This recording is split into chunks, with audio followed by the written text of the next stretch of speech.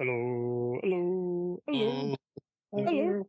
Hello. hello, listeners. I'm your host, Sully. Here with me, as always, is none other than JJ and Tom. Hey. Hey. And now we can finally answer the burning question that's been bothering people for generations. What happened to Chuck? Yes. Chuck Cunningham.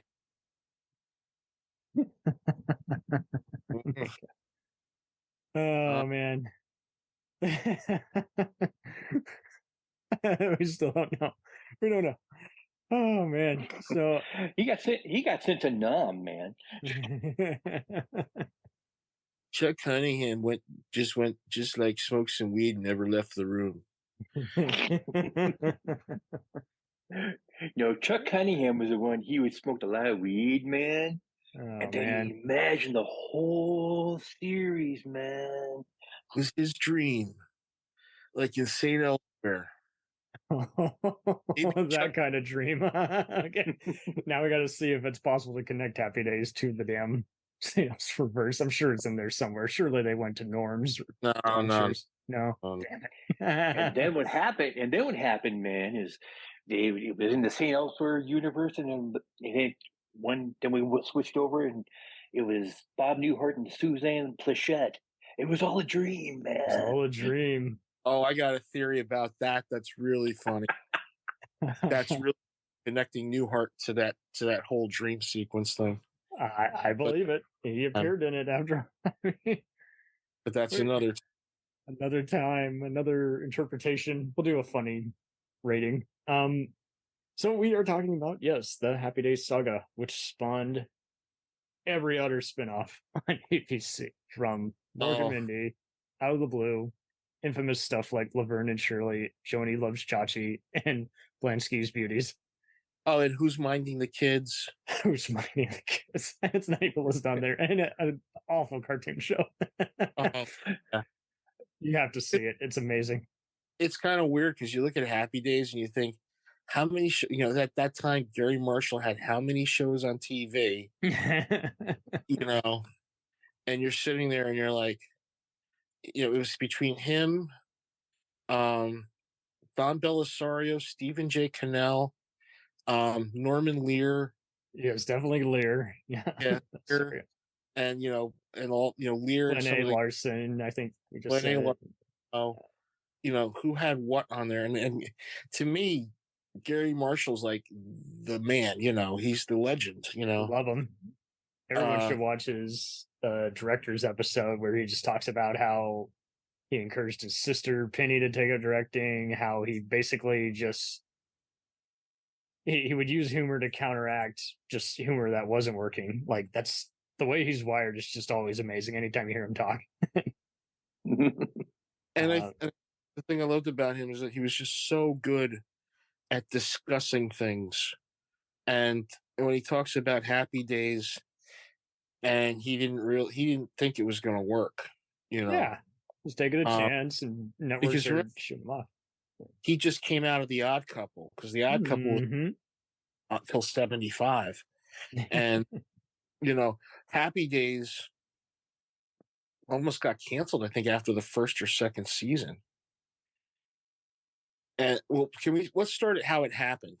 It definitely was that. I mean, he didn't know if it would be The Odd Couple 2.0 or if it was just going to be a totally different gamble. But hey, he brought Al Molinaro along, so. Well, he brought a lot of guys.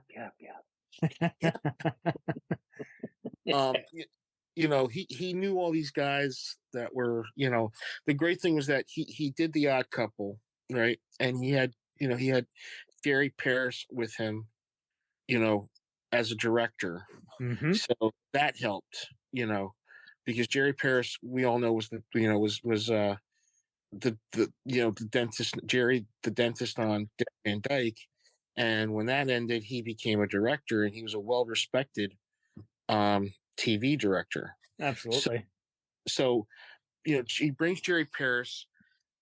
Happy Days is kind of like, I'm trying to put, Happy Days is kind of like they had an episode of Love American Style called Love and the Television. Yes. And it was the Cunninghams, right? And you had Harold Gould as Howard Cunningham, great character actor, one of the best character actors I think of all time. Harold Gould, Marion Ross. You had, I forgot who else. It was Richie Cunningham.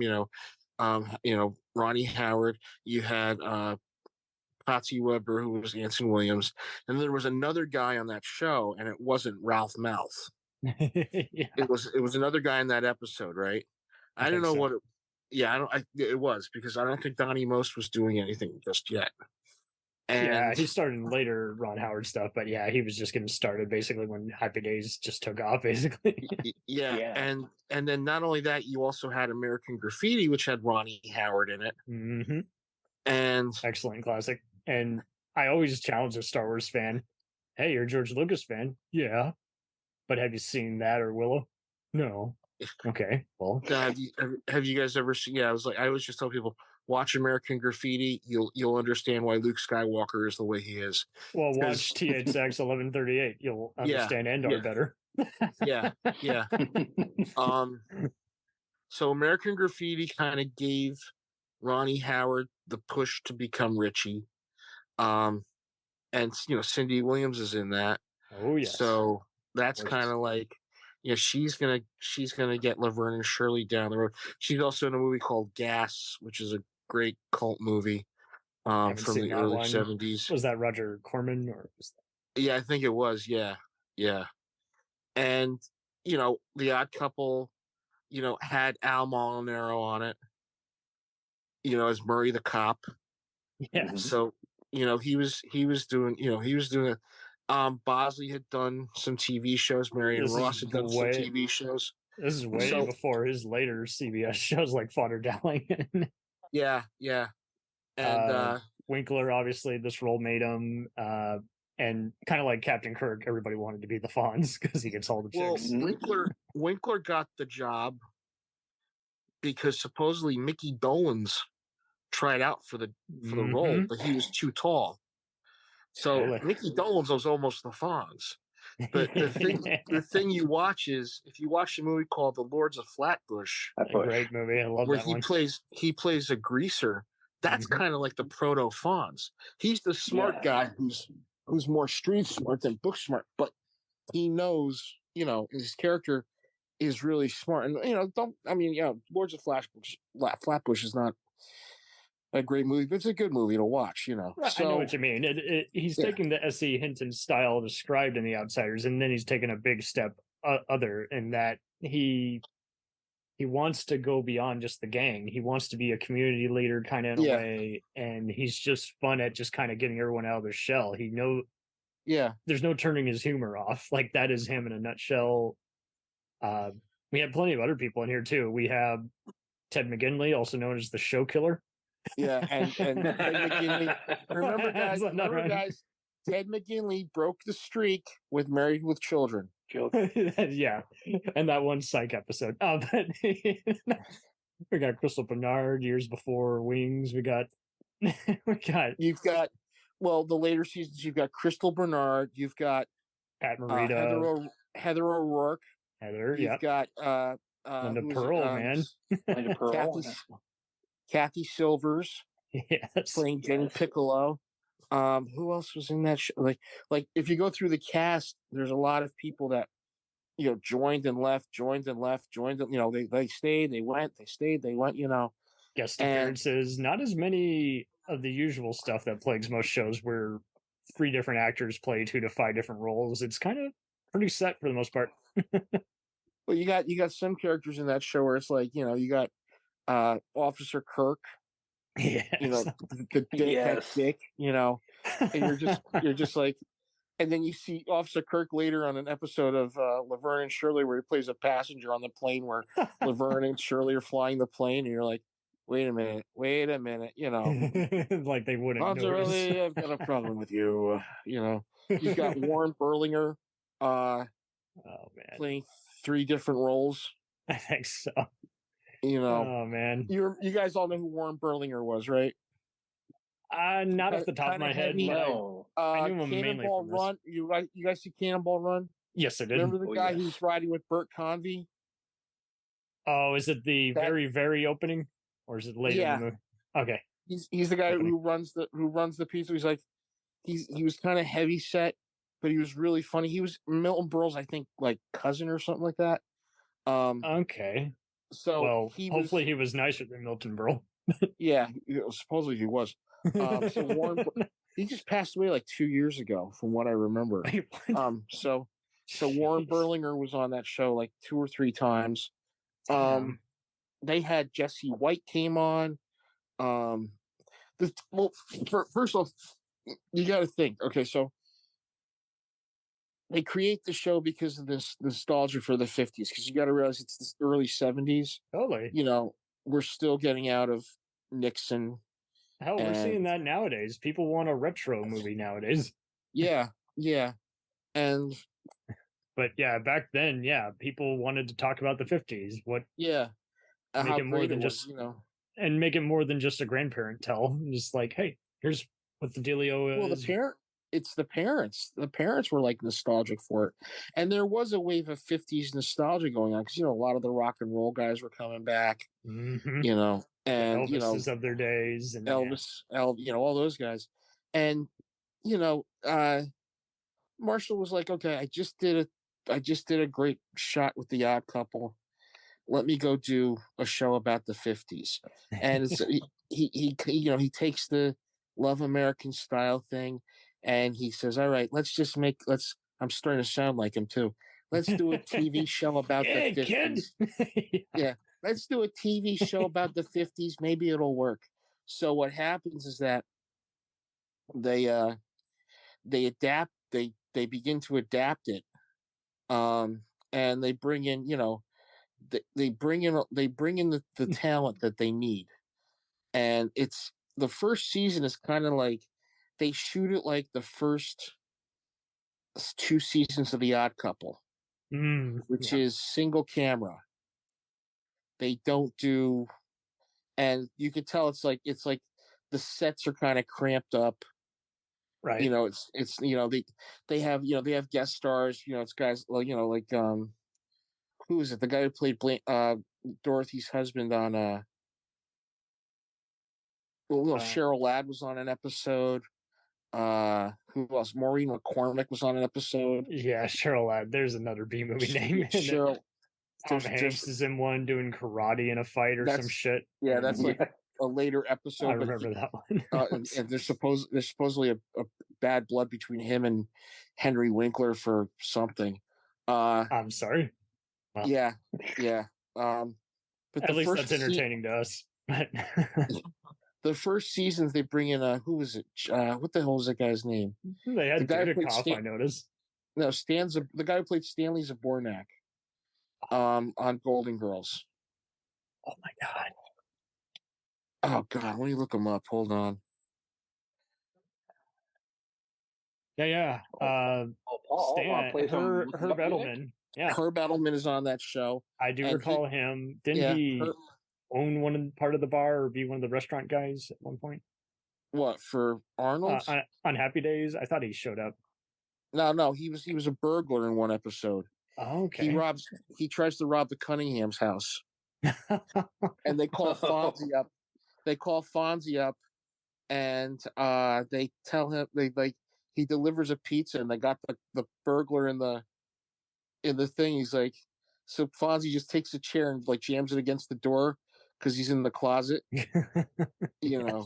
And Clint Howard's in one, also playing a robber. How appropriate. Who's that? Clint Howard's also plays a robber in one episode I saw. Yeah. Like, really? God, how'd I miss that? Who was it also was in it?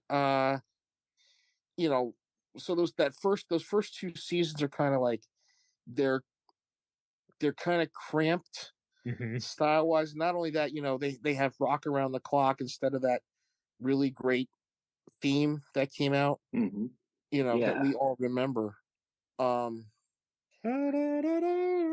Yeah, I know. It is an earworm. It will be stuck in your head for days. And the thing is that you watch that show, yeah, it's portraying the 50s as a really good time.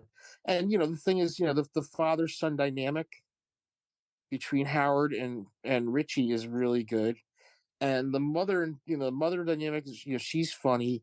They got the little girl, It Joni. was She's naturally like, funny. It was good at just opening up a dialogue, kind of like Family yeah, Ties a decade yeah, later, but not to the point where you're just like, oof, like this isn't balancing the comedy or drama out well at no, all. But no, I can no, totally see why it and the Monkeys dominated just TV, just because they were just so good at just blending all those genre elements and just being so speedy. And for anyone who's wants to see it, definitely check out the recent Inside the Actor Studio episode with Henry Winkler, because like he just offers so much just wonderful details that not even a Blu-ray could do service to on the yeah, improv that was involved with the show and keeping it cranking with the already established schedule.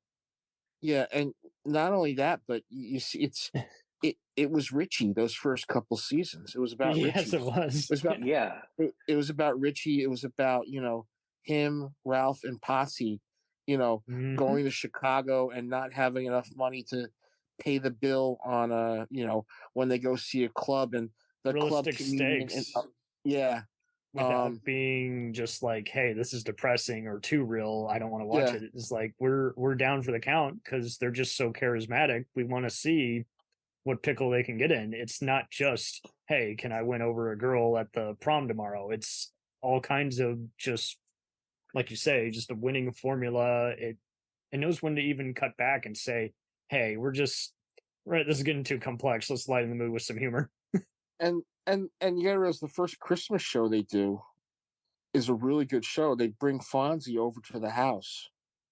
Um, and the thing is too, you got Chuck Cunningham, and here's the thing that I found out: the reason why Chuck Cunningham was written out was because Fonzie's more of an older brother to Richie than Chuck was. Chuck, Nice. Chuck, in those first couple seasons, and that's Galvin O'Hurley, who just passed away, and I Yes. forgot who else played Chuck in that second season. He's kind of like a dumbass, he's just really sort of like he's just there to be kind of like oh yeah, yeah, Dad, oh that works, Dad, it's just he's just there filling up a space for something, And Fonzie comes along, and Fonzie's like the cool guy they all love, and Oh, totally. and the thing is, Fonzie. They didn't like Fonzie standards and practices. If you watch those first couple seasons, he doesn't wear a leather jacket. He wears a Mm-hmm. windbreaker. Yeah. And they're kind of, and Garry Marshall's going, look, he's just wearing a leather jacket. He's not a tough hood. Right. He doesn't do anything wrong. Well, If people freak okay, out, we gotta surrender because it's just stupid how it often yeah. happens. And the thing was that Fonzie, those first two seasons, it's good, but then they switched to the 3-camera format and a live audience, Yeah, and that's when things pick up like a snowball. Boom, they're out the gate. You know, totally. because remember, the house looks the same, but now it's a stage set instead of having rooms and stuff like that. Yeah. Um, Do you think they'll ever release all 11 seasons on Blu-ray, or is it just too far gone? The music could just CBS I will don't. never cough up. I can't see them doing all 11 seasons. I think you would do two parts. You do 1, 2, 3, 4, 5, and then 6, 7, 8, 9, 10, 11. I saw they got up to episodes or season 7, and then they got into just another pickle where they were just like, okay, we can keep going, but we're gonna have to compromise all the music. And fans were like, oh fuck no, I don't want to buy it then. So then they were like, okay, fuck it, we're not doing it. And it's like, well, Yeah. how much is it? I mean, How much is it to pay off some of the people? because Um, you have all of Leave It to Beaver, and you've fought every other claim saying you owe money to these other production companies. So what is the deal? well, the thing is too is that Happy Days took off, Yeah, and there's no it denying took it. It took off like a rocket. That's latter second season into that third season. It took off like a rocket. So now, Fonzie becomes a breakout character because Everyone wants to be him still. I still see people dress up as him, so that will soften your spirits. and Richie's now becoming a secondary, not a secondary. They still have Richie, Richie's dilemmas, but the Fonz has to solve them, or he jumps in at the last minute, or something like that. And 70, let's see, when did Happy Days first go on? 74? Approximately, yeah. Okay. So you got to think 70, let's see, the third, fourth, maybe the fourth season. They bring in, I think it's the third season, they bring in two girls from Milwaukee who work at a brewery. Small world. Yeah. And Fonzie sets them up on a date. So it's Richie and Fonzie with these two girls, Laverne DeFazio and Shirley Feeney. Now, watch that episode, right? And Shirley is a tough broad. How you doing there? Like that. She's like that. And Laverne is, and you got to realize Penny Marshall had just done The Odd Couple, right? Yep. So she came back, her and Cindy Williams were writing. And I think Garry Marshall said, look, can you and your writing partner come on and just be two girls who work at a brewery? And they're like, okay, fine, no problem. So they wrote these two. So then that brought up the first spinoff. Yep. Laverne and Shirley. Okay. Mm-hmm. That takes off. So now Garry Marshall's got two shows to do. Happy Days now is taken off. Fonzie has become a juggernaut. The show's a juggernaut. Yeah. If you remember, they had action figures, lunch boxes, games, motorcycles, T-shirts, all that stuff, right? Yeah. Dinnerware. I mean, dinnerware. And the thing was that, from what we understand, Ronnie Howard was getting pissed off because he said to the producers, "Look, this is about Richie. I don't know." He's like, "I'm nothing against Henry, but I feel like I'm getting and Henry Winkler, and I think Garry Marshall took it and says, "Don't worry, something's going to happen. Don't leave the show. Don't leave the show. We got it. It'll balance out." And it started to balance out because now all of a sudden we had Richie starting to go into college. And there's the famous quote. Yeah. And there's him, him, when he went to college, it got better. But when he was still, even there's episodes of him in high school where it's like, he's still in high school. Okay, now he's going to go to college, but he has to go to California first. And that's the famous, jumping the shark episode. And the thing I love about that episode is all of a sudden, Joni's grown up. Yes. Joni's, like, what the hell happened? My friend and me were watching it one day, and he just says to me, "Joni has tits," and I'm like, "Oh my god!" She was just a little. Like, there's one episode I love, where it's after Richie goes to college. Joni's going to go on her first date, right? Yes. And you've seen this episode, right? I'm sure. I've seen so much. Fonzie and Richie are telling her how to protect herself on a date. And they're doing this, and you could tell Henry Winkler is trying hard not to crack up. Oh, yeah. He's just as bad as Harvey Korman on Burnett, where you're just like, look away, I can see you laughing. Because he's playing the girl and Richie's playing the guy, and it's like I'll do the old arm stretch. The arm stretch, yeah, that always works. The Cunningham arm stretch, and they're doing this, and like you could tell they were just winging it at some point. Oh, they had to. They were just like going, and they cut over to Erin Moran's face, and she's cracking up because they're just doing this really good improv. But the thing was that Richie began to get more stories. And about the 5th season or 4th season, they introduced an alien character from outer space. Mm-hmm. Yep. Nanu. Totally. I'm up. Come on. Nanu. As the longest time, I've seen plenty of it growing up, but I never put two and together. It's like he started there. Well, that makes sense, but still, Well, actually, what the hell? Robin Williams was on Laugh-In, the 70s remake of Laugh-In. Oh, okay, and then it was supposed to be, he wasn't the breakout comedian. It was supposed to be Lenny Schultz. This is going off on a tangent, and then Robin got the job of Happy Days because they kept trying to get an alien. They kept trying a guy who was like crazy because, an alien, because Garry Marshall's son had just seen Star Wars. And he says, why don't you do a show about an alien who comes to Earth? And Gary's like, all right, let's figure it out. We'll do it. We'll see what happens, blah, blah, blah. So it was supposed to be John Biner. Oh, damn. And he didn't get it.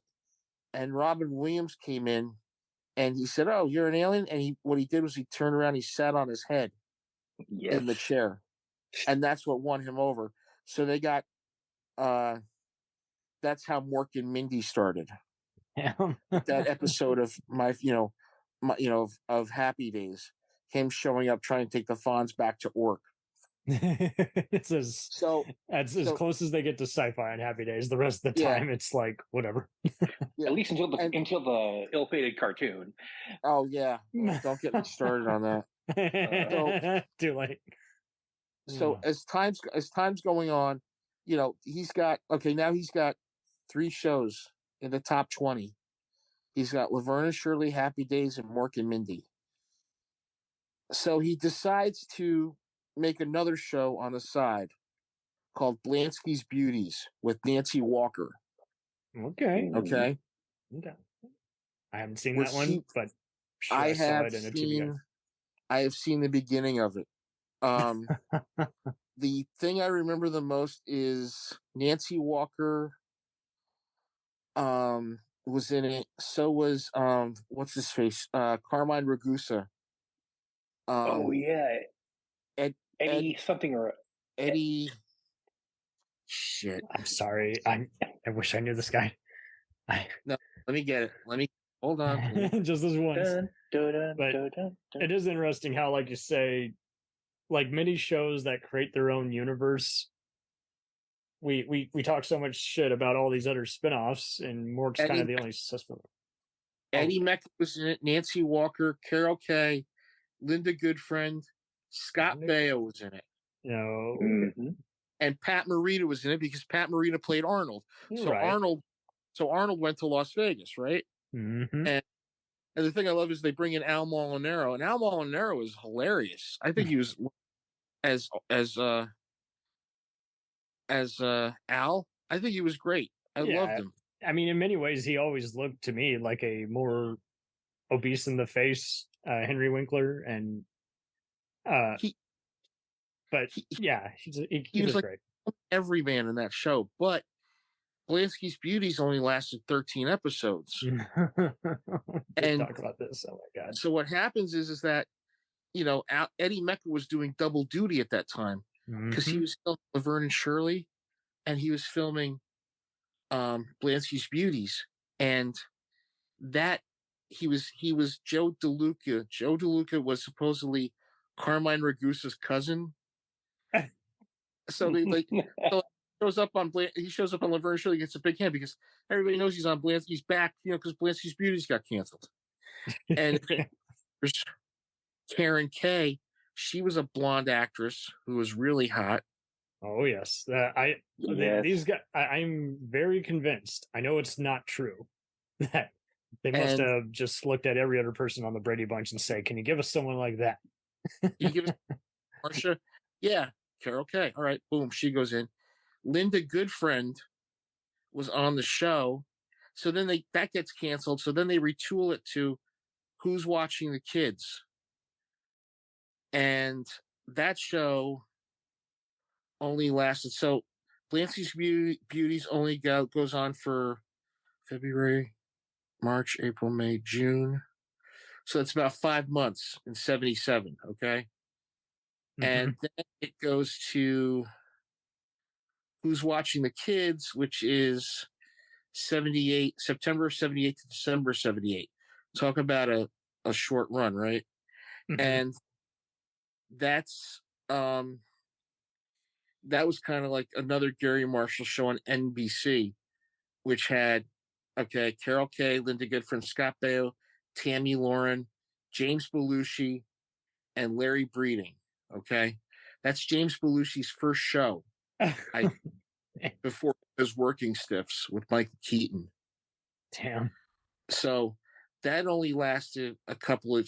So they pulled that, and then all of a sudden, Scott Baio shows up, and he's Chachi Arcola, and he's going to go after. He's going to be Fonzie's nephew, or was he his cousin? Right? I think so. I think his cousin. They were in very deep. Yeah, so they bring him along, and he had just done. I think he'd just done Bugsy Malone like a year before that. So he kind of was well known, and he's this cute little Italian kid who's basically a hustler. He's a hustler. Chachi Arcola. I remember that name very well. So then he starts hitting on Joni. So now we've got that going on. All right, and that'll build in later episodes and later seasons. Okay, right. Do you feel like there were any weaker seasons, or did it all kind of flow together? What was that again? Do you think Happy Days flowed pretty well ultimately, or did it run out of steam the last 2 years? I think it ran out of steam. Okay, so everybody says it jumped the shark when they did the Hollywood episodes. I think it after Ron Howard and Donnie Most left. And I can understand why they left, because Ron Howard wanted to do movies. He'd just done Grand Theft Auto, which was a big hit. He directed and wrote, started with his dad and brother. Yep. Yeah. And he just done a TV movie called The Magic Pyramid, or Tut and Tuttle, which had Gino Conforti, who you'll know as in the Candyman episode, he's one of the henchmen with Richard Mull. Gino Conforti, you'd know as Miguel from Three's Company. Oh wow! He is one of the Garry Marshall company of players. I think he's still working. I don't know, but so that they kind of wrote, and so they wanted to get them out. So they Ronnie Howard was like, okay, listen, just write it that Richie and Mouth got into the Army and they're going to be stationed somewhere else. And that to me was when Happy Days ended. Happy Days really, they kept going those 4 more seasons. They made the romance between Joni and Chachi, and everybody remembers before that Arnold's burned down. Yes. I think I saw that one. Yeah. And, we had a lot of good episodes after that. We had the one where, we met Pinky Tuscadero and Leather Tuscadero. And I had the hots for Leather. I didn't like Pinky. Pinky was too, Roz Kelly was just too off the wall for me. I liked Susie Quattro better, Okay. We met Richie's girlfriend, Lori Beth, which is a great episode. Because to me, it's the one where Richie and Fonz get caught in the girls' dormitory, right? Yes. Yeah. It's one of the best episodes. First off, Richie's despondent because he doesn't have a date for like the fall dance or something like that, right? Yep. So Ron Howard does one of the best comic bits ever. He meets Lori Beth, right? Right. Doesn't know who she is, right? Doesn't remember her. He's reading.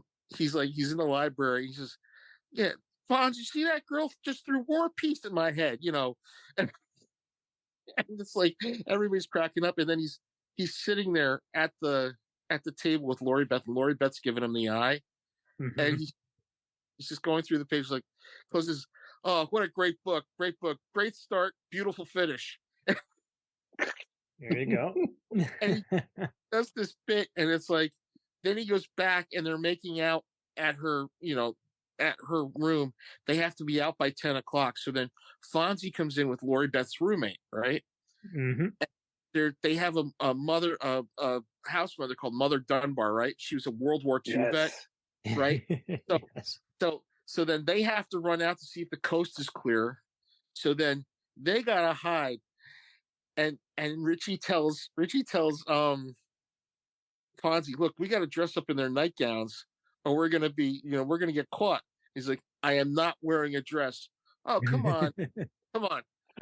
Tony Curtis, Jack Lemmon, Some Like It Hot, Uncle Milty. He goes, Davy Crockett didn't wear a dress at the Alamo. And Richie goes, Fonz, Davy Crockett died at the Alamo. And he goes, yeah, you're right. Okay, give me this. No, I want this one. So then they're hiding, and all of a sudden, like, Mother Dunbar comes in. She goes, oh, and he goes, oh, wait, what is it? And they put on these voices, right? And the Fonzie just goes at one point, he goes, this is very exciting. He just breaks it for 1 minute. He goes, this is very exciting. And he just jumps back right into everything, right? So then also they're about to leave, and there's a panty raid, and Ralph and Potts running. And they're like, oh my God, we just got two of the ugliest girls in the dorm. Yeah. Richie. And the other one looks like Fonzie. And like Ralph's like, that is Richie and Fonzie. So, they get shooed away by Mother Dunbar, and Richie leaves, and then, Fonzie's about to leave, and he's like, I'll go. She's like, what are you gonna do about it, Slick? And he walks up to Mother Dunbar, takes the book, puts her, and gives her a big sloppy wet kiss. And I bid you adieu. And he jumps out the window, and she goes, oh, come back, Slick. Now, there's an interesting side note to that story. Fonzie gets his library card in that episode. Public libraries in the United States, people got their library cards. It quadrupled within 2 weeks. They were inspired by watching the screen and it's imitating life. Yeah. So that happened. And they had one where Richie almost died when he's in a motorcycle accident. I think I saw that one. And that was a good one where Fonzie didn't, Fonzie says a prayer to Richie. They did an episode where Richie and Fonzie gets counterfeit money. Do you remember that episode? I definitely saw the counterfeit one, and he's having to embrace the fact, hey, you committed theft, just give it back. People will forgive you if you're honest. You realize that it's part of a counterfeit ring, and that the guy who's running it is a guy called the Candyman. Yes. And it's one of the best episodes because it's a two-parter. They started doing two-part episodes. They started doing one where Richie and Fonzie almost get married to two really good-looking Norwegian farm girls. And Laverne and Shirley have to save them. Right, for making a dumb mistake. Yeah. And they had a couple, they really were getting more and more sillier as time went on. Like, Ralph gets hypnotized by a professor at school and not afraid of anything, but he knows the professor knows there's going to be a tornado that's going to hit Milwaukee. And the professor was Leon Askin, the guy who was General Burkhalter on Hogan's Heroes. Oh, wow. Yes. How would you like to see the front clink? Shut up, clink. I don't very like people who are on the front. I just want to be. Oh, my father was a famous guy. Shut up, clink. What was and they had some really good episodes. They had one where Richie and Malf and Potsy move in together into an apartment, and that was supposed to be kind of a backdoor pilot into Mouth and Potsy having doing like an Odd Couple thing, and Garry Marshall was like, don't worry about it, we'll just have them come on and off the show, it was it towards the end of that, I think that sixth season, the That was steam where everyone's going their own ways and they're having to just, like you say, make it goofier as opposed to have better scripts. Yeah, and they bring in, all of a sudden it changes over. Fonzie's still there. They still, Fonzie, Henry Winkler's still there. Erin Moran has grown up, and boy did she grow up. And Scott Baio grew up. Yes, he did. And when I saw him on Arrested Development, that just illustrated to me even more how deep the whole just Ron Howard clan is. Like, if he loves working with you, he will put you in every one of his movies. But he became like the teen idol. It wasn't Henry Winkler anymore. Henry Winkler was getting older. And Henry was pretty much like the Star Trek guys, where he just said, hey, that's all you see me as. That's all I have to offer as an actor. So I'm just going to direct and produce now, like Ron. Yeah, well, he did that afterwards. He kind of was like, he'd done Heroes. And then he produced MacGyver. And No, I'm talking while he was on Happy Days. Oh, while he was. He did 2 movies that are really good. One was Heroes with Sally Field. And then he did a movie called The One and Only, where he played a guy who's a professional wrestler with Kim Darby. And I'm trying to think who the hell else was in that. William Daniels, Hervé Villachez. It was Carl Reiner who directed it. And it's a great movie to watch because he's this guy who wants to just succeed in life. And the only thing he wants to do is he becomes a professional wrestler. Oh, wow. And it's a funny movie. It's supposed to be like wrestling in the 1950s. Yes. So that's a good. It's on YouTube somewhere. You have to watch it. The One and Only. Okay. Heroes. He plays a Vietnam vet, and he meets up with Sally Field. He's like very screwed up in the head. I don't want to say he's got PTSD basically, and he has to find a friend of his, and the friend is Harrison Ford. I think it was done like in 79, 78. So that kind of, they were, they kind of looked and they went, oh, okay, he can do more than just Fonzie. Right. Wants to be serious now. Yeah. And then not only that, Donnie Most did a movie called Big Bad Mama. No, Crazy Mama. He did Crazy Mama with Cloris Leachman. Mm-hmm. And that was a Roger Corman movie. So, they were all kind of like, just jumping out, doing their own thing. Marion Ross and Tom Bosley did an anti-smoking film.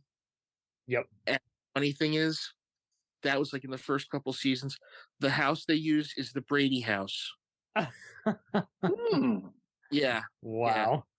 Yeah. I guess that's where you got to film a PSA. Yeah. So the thing is that that those couples, it's a great, those seasons 1 through 6, 1 through 7 are great. The last 4 seasons, it's kind of like, I don't know. Let's see how far we can push this. They brought Ronnie Howard and Donnie Most back for like a 3-part episode or something like that. I think I saw it, but I was confused because I didn't know they had departed or whatever at one point, unless you lived it.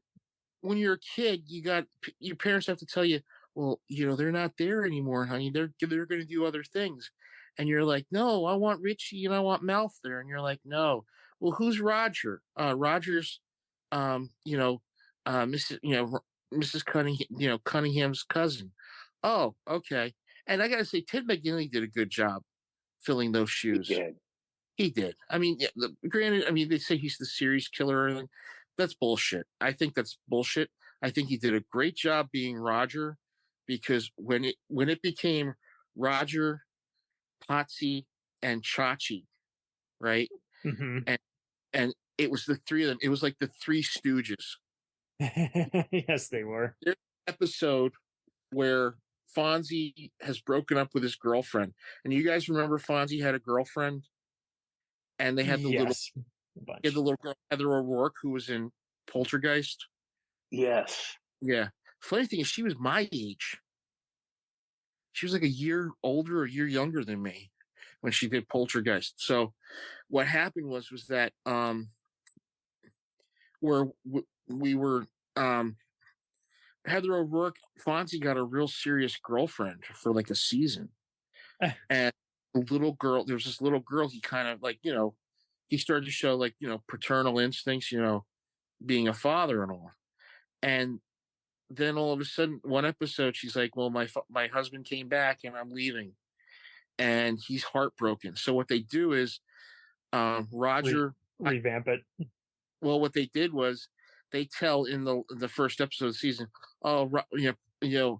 Fonzie's really heartbroken since, so-and-so and her daughter left. And everybody went, oh, like that, like, so what they do is so Potsy, Chachi, and Roger take him up to a singles camp. And it's like it's so funny to watch. There's one where, Fonzie gets shot in the ass and everybody has a different version of the story, how he got shot in the ass. Makes you wish they could have actually said ass on TV. Well, yeah. There was one episode. Oh, well, the one episode everybody knows is Anson Williams was when they're in college. Anson Williams is getting flunked for anatomy and physiology, and he does the song about the heart being pumped, the blood. Yeah. You remember that? Yeah. I think didn't they include it in a funniest TV moment special? No, it was actually they used it in an aspirin episode. Oh wow! At this aspirin thing for St. Joseph's aspirin or Bear aspirin, they were like, "Oh yeah, let's just use that." So he got, and let's not forget Anson Williams and Donnie Most were two of the best. Were funny when it was just Richie, when it was them and Richie and Richie, Mouth, and Potsy. Yeah. The three of them worked great together. When they would bring Fonzie in, now it became the gang. Yeah. And the great thing was that you had this dynamic, where Potsy was kind of naive, but he was smart. Richie was the level-headed one. Mouth was the joker, and Fonzie was the cool one. So there's this four-way dynamic that really worked during those seasons. And when you took Richie and you took Ralph Mouth away, that was just that was just it lost the steam. Yeah. And I'm going to say something a little weird here, but in my mind, it makes sense. You guys can tell me if I'm completely high, but to me, Potsy and Ralph were the funniest straight men in TV history. Oh, I gotta say, when it's the two of them are trying to do something, it's like watching like Abbott and Costello and Laurel and Hardy. One's dumb, but the other one is dumber, but he doesn't want to be, I mean, for God's sakes, there's even a Versus episode in season 6. So, yeah. But I don't remember that one. Where he takes over for an absent advice column. Oh God, yeah. Yeah, I forgot. And then there was the episode where Ralph and Potsy moved into the same apartment, and they got in an argument. They split everything halfway. Yes, I remember that. Yeah, I don't care how many times TV does that; it always works. We'll return after these messages. Hello and welcome to Culture Shocked, the pop culture podcast brought to you by four aging millennials and our outdated opinions. Join us every Tuesday as we discuss movies, TV, games, and even music, new and old. Dude, what do you think you're doing? Are you seriously trying to record a promo without us right now? Well, yeah. Dude, you can't just do the promo by yourself. Who's gonna listen to that? Yeah, and you probably haven't even told them that we're a pop culture podcast where we always agree on everything. For instance, the Sam Raimi trilogy easily being the best of the Spider-Man movies. No. But I think we can all agree that Jaws is a classical masterpiece. Nope, don't like that. But we do all agree that the sequel trilogy of Star Wars is the best in the Skywalker saga, right, guys? That comment is so ridiculous. I don't even know where to Anyways, that'll do it from all of us here at Culture Shock. Thanks for listening. Hey, it's Brent Pope, the host of Breakfast with Brent Pope. You've seen me on some of your favorite TV shows saying things like, "Give it up, Jimmy. You got to sink this putt to win." On Breakfast with Brent Pope, I sit down with guests from the entertainment world, and we do it all over breakfast. Or should I say Brentfast? Every week on Brentfast, you get inside Hollywood info and tips, great breakfast recs and booty debates. Most of all, you get the most delightful 30 minutes of your week. So dig in. It's Brentfast time. Listen at Brentfast.com, Apple Podcasts, or wherever fine podcasts are found. Do you ever find yourself thinking about who would win in a fight between Goku and Superman? Hi, I'm James Gavsey, and on the Who Would Win show, me and my co-host Ray ignore anything important happening in the outside world and debate fictional battles between characters from comics, movies, and video games. We got a new show every week, and almost always am I the winner. Yeah, not true, Ray. In the past, we've discussed such matches as Captain America versus Darth Vader, Solid Snake versus the Iron Giant, classic matchups like RoboCop versus Terminator, and even the Muppets versus Sesame Street. That one was crazy. So if you're a fan of geek culture and love a spirited debate, check out the Who Would Win show wherever you get your podcasts, or check us out at whowouldwinshow.com.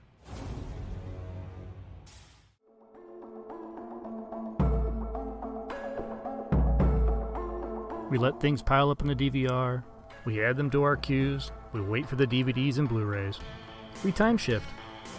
The Time Shifters Podcast. Sci-fi, horror, fantasy, superheroes, comedy, action, film, television, maybe some not-so-current events. Find us on iTunes or at timeshifterspodcast.com. Cool thing about Blind Knowledge is we are in multiple countries. We are worldwide all across the globe. We are in the US, we are in the UK, we are in Canada, Germany, India, Japan. We're in Australia, y'all. BlindKnowledge.com. Now back to the feature presentation.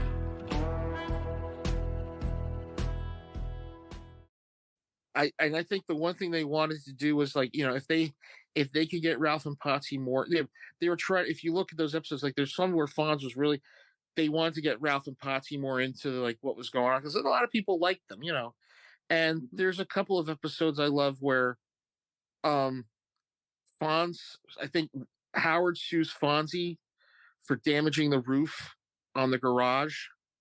Mm-hmm. And the judge is June Lockhart from Lost. And the bailiff is the monk from the Odd Couple episode. Oh, wow. Where he says tie ball game. So the episode you have to watch is when Cunningham versus Fonzie. And Henry Winkler just basically steals it out from everybody. Yes, he does. And there was, they did some great episodes, that those first 6 seasons. But again, when they left, they brought in Jenny Piccolo, Kathy Silvers, who I thought was I remember seeing this. I remember, wait, she kept talking about Jenny Piccolo, but who is Jenny Piccolo? We didn't know who Jenny Piccolo was. She was, Joni's best friend since they were in school. And then we see Kathy Silvers come in, and she's this cute girl with, the pink bow in her hair. And I had a crush on Kathy Silvers. I'm sorry, Aaron Moran. Kathy Silvers was like, Kathy Silvers is comedy royalty because her dad was Phil Silvers. Hey, fair and enough. he appeared on the episode where she was going to marry Fonzie. Because, it was something happened or something like that. And, he just had, I think he had a stroke like 2 years before, but he was still, with it. Thank God. And, so they brought him in. And all I remember is they brought Tom Hanks in for a couple episodes. They had one episode, Joni almost gets raped and the Fonz saves her. And that's one of the last episodes Fonzie does that. they had an episode where if that's not proof that he's a good guy, then what is? They had one episode where Joni tries to help a girl get off of drugs. Awesome. You know, which is kind of ironic because Aaron Moran, unfortunately, you know, fell into that trap. You know, she didn't die from it or anything, thank God. But she, you know, it's kind of sad when you watch and you're like, oh God, you know, they were starting to get more and more into like social things. Yeah, you know? and I'll take it a step further. There was an earlier episode too where they dealt with racism. Remember the episode where they with the luau and the guy playing drums and band Styx? Yes. That's one of my favorites because it shows really the character, figuratively and literally, of Richard Cunningham. They sit at they sit at the segregated table, the lunch counter. Mm-hmm. Yeah. And there's also the one where Howard has his war buddy come over who's black. And they're going to do the wedding in the house. Interesting. And his buddy, yeah. Oh, yeah. That's an early episode, you know. And, you know, Marion has to just say stupid stuff, you know. It's not that she's stupid. She just knows how to, you know. And they do the wedding in the house, you know. And that's something that was, you know, topical for the time. They had one where he had to hire a handicapped mechanic because he was in a wheelchair. Wow. You remember that one? I've seen so many of them, but I definitely have not seen that one. I think I saw just so much of just the mid seasons. But what this show really means to me is, you know, we've already basically have covered the basics on just the growing up, the teenage angst, mixing it in with young adult stuff and everything, and stuff that everybody can relate to, but then take it a step further and then talk about, I mean, just they had so many tender moments that were just reminding you, hey, they really are an unofficial family. They all live in the same town, but they legit answer to one another. They love each other. Well, the great thing about it was that, you know, Fonzie became a part of that family. Yes. And they would always have callbacks to other, and it's kind of weird because that universe that he created, and out of the blue, when you were talking about that, I barely remember that show, but I remember on a Saturday morning it got introduced. I bet. And we were all kids. We're like, what the hell were we watching this for? You know, the guy was an angel. From what I remember, the guy was an angel. And he comes down to earth to help a family. That's all I remember about it. You know, and I'm like sitting there like, what the hell is this? And out of the blue didn't last too long. Jeez. I think it was like a season or something like that. Yeah. And you think about it too, what happened with Happy Days, at least it didn't end up like Laverne and Shirley. True. Because Laverne and Shirley, it was the two members of the cast that drove the show. And all I remember is reading about how Cindy Williams left the show. Yeah. Which was basically her husband's doing. Right. You don't want you getting romantic with anyone on screen. He was pretty controlling.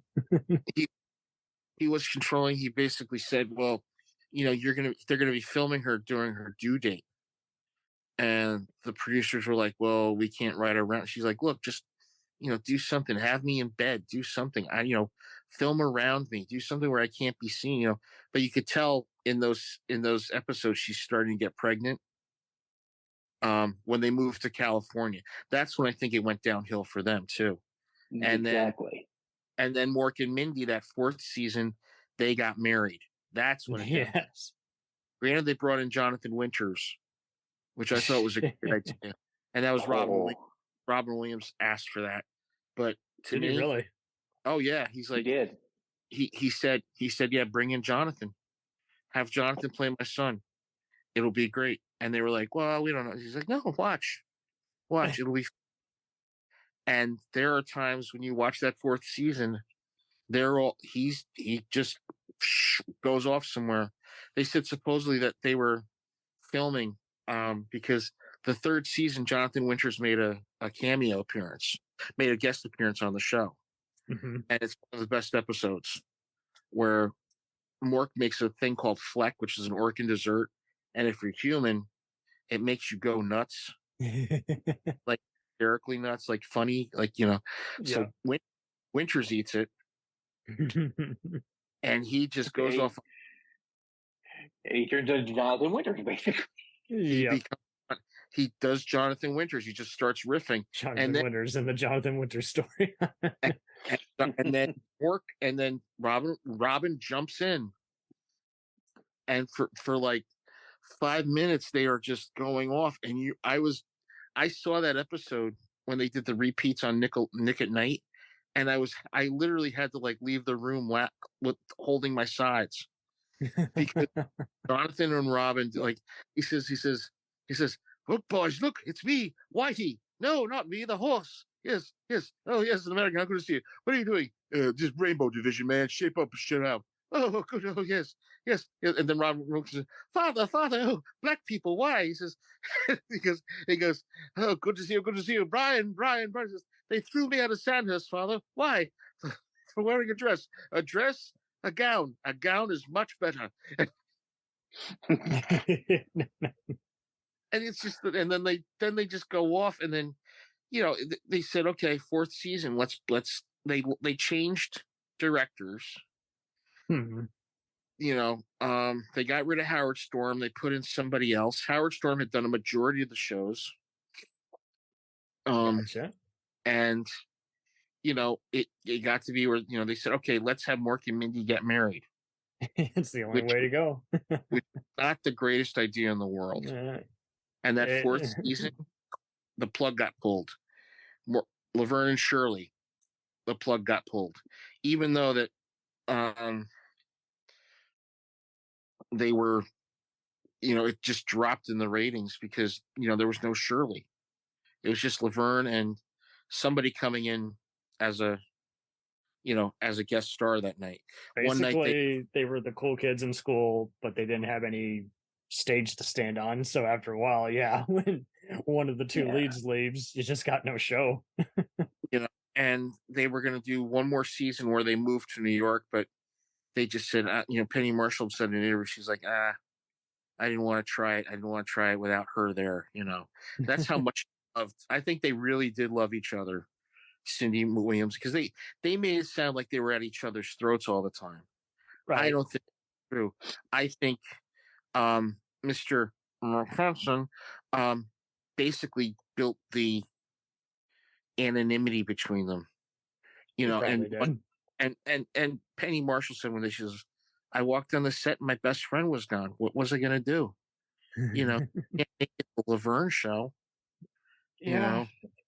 And I still see people try to do it nowadays, and it's the same thing every time. It's like, guys, there's just no show without these guys. Just wrap it up. It'll feel more natural instead of trying to give a lame reason as to I've been suspended off the police force. I've moved away to another country. And I was like, what? No. Watch those, work. The later Laverne and Shirley episodes. They had people on. They had James Belushi on. They had Carrie Fisher, Lorraine Newman. They had Julie Brown. And at one point, Julie Brown's going to play a roommate who's going to, live with Laverne. And Ronnie Marshall, her sister, shows up. And it's like they start. It's like nobody put two and two. So then, it's just like, they had Charles Fleischer on a couple of episodes. Yes. They brought, Murphy Dunn. Remember Murph and the Magic Tones? There you go. Yes. He's in one episode. And then not only that, they were those shows. They would write shows for Lenny and Squiggy, and Mr. DeFazio and Carmine. I'm surprised they didn't get the actual Blues Brothers on there. No. But they probably said SNL. You can't have that shit. No, I think by the time that show was done, I think Belushi had died. Because it's 82, it went off the air. Oh, yeah, true. Yeah. So, but but with Happy Days, the show was starting to lose its steam, and they said, okay, everybody loves Joni, everybody loves Chachi. Why don't we just do a show? They'll move to Chicago, and for no reason. We'll have Travolta, and we'll have Al Molinaro, and then we'll bring back Pat Morita because he's gonna take over Arnold's again, and then and Garry Marshall's going, okay, let's see what happens here with this, and that tanked, because nobody wanted them back on Happy Days, They wanted them back on Happy Days, Bring Ellen Travolta on as a guest star, as Chachi's mom, Bring on John. Oh, wait. No. There's Saturday Night Chachi. There you go. They did one episode. Where? I mean, like, it's unbelievable. All right. Like, they did one episode where Joni and whoever else was in that band, they find out Paul McCartney's like staying in a hospital because he tripped and hurt his foot. Really? That's the episode I remember. Damn. And it was really close. So this lasted less than Laverne. It's a 13 weeker. And that's the thing that gets me. It's a 13 weeker. So that falls apart. So they bring them back. And they say, okay, let's just keep building up. They give it, let's just do, Scott's doing fine. He's just done Zapped. That'll be good for him. Yeah. I can imagine the Garry Marshall's going, okay, we'll move it from Tuesday to Thursday. Hey, yeah, you can. This is Garry Marshall in every episode. Let's see what happens. We'll do this here. Put that there. Let's see what happens. He sure took his time. Oh God! And meanwhile, Henry Winkler has just done Night Shift with Ron Howard and Michael, and Shelley Long. So that kind of gives him a little bit of an impetus to say, I can do more than just Fonzie. Yeah. He did actually say that in that recent Inside Actors. It's post James Lipton, but it was really cool in that he's just like, it hit in his exact words. I'm paraphrasing, but he was just essentially just like, I woke up that day and I said, hey, I don't need this anymore. I need to be in control of everything I do from this point on. Yeah. And he the show kind of kept going. It was kind of weird to see Mrs. Cunningham with a different haircut, and of course, Tom Bosley. Wasn't a wig? No, it was just her hair. But Marion Ross was like, she looked like hell that year. Let me wear my hair down. It's the 60s. It's not the 50s. Let's just, let me look better than I did before, blah, blah, blah, all that. And, all that jazz. Yeah. Crystal Bernard, I think they dropped, or she stayed on or something like that. And they still, Ted McGinley was still there, and, he was doing, the show was still, it just was losing steam, and the kids were growing up. And how many stories could you keep going? Mm-hmm. And all I remember is that last episode I watched, and I was kind of going, that's the end? That's it? Tom Bosley turns to the camera and says, thank you for our happy days. He just looks at the camera. He didn't do anything, he didn't do anything. Ronnie Howard was there. Linda Goodfriend was there. Fonzie was there. I think Anson Williams had left the show at that point. Bonnie Most was there. They would have been great to have, the cast there, to just come in. Some send off instead of just like, oh, by the way, it's But done. remember, it's the wedding. It's the wedding. Joni marries Chachi, and that's it. And we were done. And that was it. Happy ended. I think, ABC was going to go okay. And Garry Marshall was like, okay, I'll direct the movie. I'll do the Heartbreak. I'll do Pretty Woman. I'll see what happens. I'll get people. I'll do movies again. Nobody's going to remember Hey Landlord.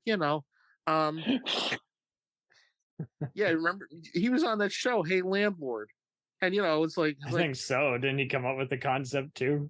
Yeah, he's like, nobody's gonna remember Hey Landlord. I'll make movies. Don't worry, I'll be fine. And he went off to be a great movie director, and so did Penny. Fortunately enough, they had a backup plan too. They just kept trying. And truth be told, so many producers loved working with them just because they were just so goddamn charming. And the one thing I think Ronnie Howard said was, when he left Happy Days, Garry Marshall took him aside and said, you're going to be a great director. Because, he learned from, he worked with Corman, right? Yes. He worked with Jerry Paris. He worked with Garry Marshall. You have three guys there that are, teaching you the ins and outs of directing. And I remember when he did Night Shift, everybody was going, Ron Howard directed this? And I'm like, yeah, it's funny. It's funny. Number one, it's you got two guys in there that really know their shit. You got a great female lead. Mm-hmm. And he does Splash. Oh, and then he does, Gung Ho. I forgot what else he did. He did Splash. He did Apollo 13. So Ronnie Howard kind of went from being little Opie, Richie Cunningham to Ron Howard. I'll direct what I want to fucking direct now. And Anson Williams. Anson Williams became a director. I didn't know that. Scott Baio's an asshole. Well, we know that. I didn't know Anson.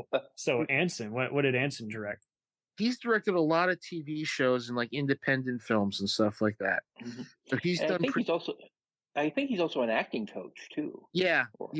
I'm seeing it now. Holy fuck! He basically was CW Aaron Spelling City. I had no idea. Wow. Yep. And damn. Also, Donnie Most worked. He ran as a mayor. What the? Yep. It wasn't like the thing they said was, Donnie Most, what's he most famous for? Well, you get out of Happy Days, you're basically going to get recognized, and you're going to want to do different. He worked with. You're going to buy someone lunch, probably at that same diner. He was in. I think I remember he was in Ed TV. I think so. That was Ron Howard Productions. Guys in Ed TV. One of the corporate guys. But I remember seeing him in like Quantum, in a couple of TV shows, and it was like, I remember he's in like one of the last episodes of Charles in Charge. There you go, the Scott connection. Scott Baio gives him this look of like, you look really familiar to me, and he's like, I get that all the time. So he plays a guy who wins a lottery ticket who gets hit by a car, and like Scott Baio and Willie Ames try to claim the ticket for themselves. But unfortunately, he was also the voice of Eric, the Cavalier in the Dungeons and Dragons cartoon. Yep, that's wow. Okay, yeah, which also ties in with Willie Ames, who played Hank, and Adam Rich, who played Presto. Yep, and if anybody remembers, after Happy Days, right towards when Happy Days was going off the air, and Laverne and Shirley went off the air, Garry Marshall was put to an idea of a Hanna-Barbera. He's like, what? Let's do a cartoon. Let's put this here. Let's put the time traveler here and give the on the dog. A dog and it talks. See, yeah, kids will love it. Well, okay, a cartoon. All right, you want to do a cartoon? What should we do a cartoon of? Well, we've got Mork and Mindy. We'll give Robin Williams, Pam Dauber, and Conrad Janis. I'm convinced that Jerry unofficially influenced Back to the Future. Oh, yeah. You got a car, for God's sakes, as the time travel. I mean, like, come on. No. In Fonzie and the Happy Days gang, well, how did they travel around? Because there was a vehicle in one. It was basically a flying saucer. Yeah. Okay. Yeah. It's a flying Wasn't there saucer. a phone booth almost like Doctor Who at one point? Well, no, it was like I'm just remembering wrong. All right. They would jump into these they'd be like, there's lots of jumping, but no, it was like one day they're outside Al's and a spaceship lands and it's Ralph, Richie, Fonzie's dog, Mr. Cool, and they meet a girl named Cupcake, voiced by Dee Dee Khan. Yeah. And they're like, and it's Wolfman Jack going, yeah, they're flowing through time, baby. Can they get back to Milwaukee? And I'm like, of course they're going to get back to Milwaukee, you schmuck. That's why you think they're going to have Sweeps Week one day when Richie shows up. If they don't get back, then why do we want to watch? Yeah. And then they had... Didn't they cancel it before they had a resolution? What was that? Didn't they cancel it before there was a resolution? Oh, I think so.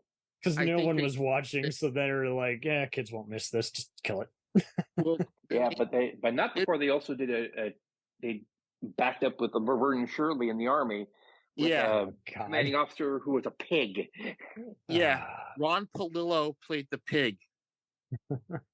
It was Ron Palillo and Kenneth Mars, and they were like the CEO, and like the pig talked. I mean, this is cartoons, right? And then what they did was they had it where Laverne and Shirley, it was Cindy Williams and Penny Marshall. Cindy Williams left, and they got Lynn Marie Stewart, who was Cindy Williams' friend. And Lynn Marie Stewart, we all remember, played Miss Yvonne on the Pee Wee Herman show. Oh yeah! Wow. Okay. She has and she appeared in a couple episodes of Laverne and Shirley. So what happened was that they did Laverne and Shirley in the Army, and then all of a sudden Fonzie shows up. Of course, as he does. As he does. And I think they've gotten back to him, and they had him as the head of the auto pool in that second season. So him and Mr. Cool are there. Oh, and the Mork and Mindy one, they had Mork travel back to when Mindy's in high school, but she still looks like Mindy, Pam Dauber, Mindy McConnell, and. As you could, and then you just think to yourself, when you watch the reruns of it, you're like, and to think he's going to play the genie in Disney one day. That and Fern Gully. And then the only thing people will remember is that Gilbert Gottfried played the parrot. There you go. Voice acting 101. And I can imagine, like they said, well, Gary, we want to do cartoons of your three most famous shows. Okay, don't worry about it. Go ahead. Saturday morning, you can just do it. No problem, just go ahead. And they did, it ran for like one season, 2 seasons, and then that was it. That was it. I know you can get the Mork and Mindy and Laverne and Shirley stuff on YouTube. And I think you can get Fonz and the Happy Days gang on there. Oh, yes. Also. So it's kind of like weird when you watch it. You're like thinking to yourself, I'm watching the death of the Roman Empire. I'm watching every awful event in history. I'm watching the crashing of the Hindenburg. There you go, the Hindenburg. Because you got to realize at that time, and I remember it very carefully, ABC was still tops on Saturday morning, and they thought, hey, we take our 3 best shows, put them as a cartoon, and kids will eat it up. Well, they didn't eat it up. Yeah. And I keep thinking Garry Marshall's going, it's cartoons. Who cares? Let's move Mork and Mindy from Thursday to Sunday so they could go against Archie Bunker's place, and Laverne and Shirley will move them over here. And he's a likable guy, but there's no denying there is a lot of desperation. Like after this is all said and done, to where it's just like, yeah, you just got to come up with something new. You just can't ride off the coattails of that anymore. Well, the thing was that the thing I've always said about Happy Days was that years. Like Henry Winkler was, got into production. So he did MacGyver. He did, remember the show John Ritter did called Hooperman? I have heard of Hooperman. I think that was one of the first Stephen Bochco productions also. So yeah. So Henry Winkler got into production, and he wasn't, he would do the odd role once in a while. Yeah. And then I remember he got cast in Scream as the principal. Yeah. As the principal gets killed. And then when they did the spoof on Scream, what was it? A scary movie, I think. Yeah. Scary Movie. David Lander played the principal. Oh, yes. Twiggy. And here's something funny. They're filming that movie. If you watch a couple of the episodes of Laverne and Shirley, those later episodes, Michael McKean isn't in it. A couple of them. Yeah. He was filming Spinal Tap at the time. Oh, wow. And then not only that, him and David Lander did Used Cars together. Yes, they did. Yes. Which is one of the best fucking movies. I'm sorry, but that's one of the best Robert Zemeckis movies of all time. I love. Hell, it doesn't even feel like typical Zemeckis, because Zemeckis, from this point on, when he gets spoiled on effects, he kind of forgets what he started with. Which remember, he'd done "I Want to Hold Your Hand." True, with Bob Gale. Him and Bob Gale, and then they did, Used Cars, which is like one of the best movies. I love Used Cars. I love it because Kurt just slimeballed in it, but he's so funny. Yeah. And I got Al Lewis in it playing the judge. Yeah. Yeah. The car's got to be 1 mile long. Yeah. Yeah. Kurt Russell, piece of shit. Jack Warden couldn't act his way out of a paper bag. Yeah. You know what I had under that rope? What'd you have? You know I had under that rope? What'd you have, Al? Nothing. I was naked underneath. Oh, God. Yeah. Bang this gavel. Yeah. The thing is that if you watch Happy Days, and your Happy Days takes you to a time when TV was well written, because you look at comedy now. I think the closest I could come to Happy Days being well written is The Big Bang Theory. With that same cast. Initial years, sure. Nowadays, I don't know. And then as Happy Days went off the air, you had Cheers come on, you had Taxi. Taxi was on. I'm trying to think what else. Oh yeah, that. I'm just kidding. Cheers, Taxi. All those. It was. I saw that Jeff Conaway was in one of these episodes, and I just thought, hey, that's totally got him the Taxi gig. That's yeah. Someone saw him on one of those episodes, and it was either that or Grease, maybe, or both. I don't know. No, it was that episode. I think that's what got him, and not only that, I think what got him Taxi was him being in Grease, being Kenickie. But the thing I love about it is watching those episodes, and you think to yourself, I was only about 7 years old, not even that, when I was watching those shows, going, I like these shows. I liked Laverne and Shirley. I liked Mork and Mindy. I liked Happy Days. And when you find out later, it was a legit love, as opposed to everyone else likes it, I better too. And it's like, no, it's just so natural. It was bringing you back to a time where, Laverne and Shirley was basically I Love Lucy with two Lucys, but it's the cast that always made it good. That's what made the cast so good with Happy Days. You had Tom Bosley and Marion Ross. Marion Ross, yeah. Playing the best mom and dad in the world. And, I remember one episode, Howard goes, "Where's my dinner?" And she slams everything down. "There's your dinner." Yes. Now, but she would come up with some quick one-liners where you would be hysterical laughing, Yep. And Howard, Howard was the well-meaning father. And the thing that gets me is Bosley had just done a show where he played a dad called "Wait Till Your Father Gets Home." That's which right. Was a 2-season. It was Hanna-Barbera. It was kind of like Family Guy. Wow. And the thing was that they did that show, and it was very, it was really cool to watch. And I